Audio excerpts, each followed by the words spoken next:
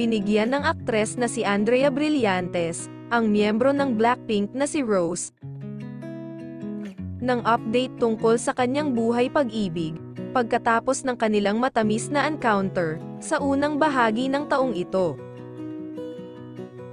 Noong Marso, pinakiusapan ni Andrea, ang dating boyfriend na si Richie Rivero, na maging date niya, sa Star Magical Prom, sa concert ng K-pop group, sa Philippine Arena. Si Rose ang nakapansin, sa placard ng aktres.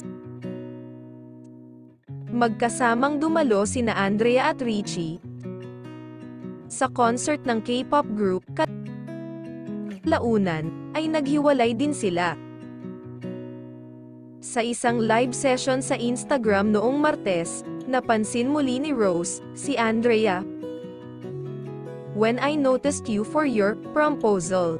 Oh, is that you? I think it was somewhere in Southeast Asia. I don't remember the country, but I do remember, we've like never done that before." Kalaunan, ibinunyag ng actress, sa Blackpink member na, "We broke up now. Oh, I'll pretend I didn't see that," tugon ni Rose.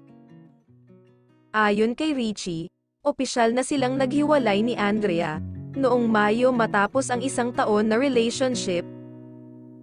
Kayo mga ka-showbiz buzz, anong masasabi nyo sa kwentong ito? Please leave your comments and reactions below.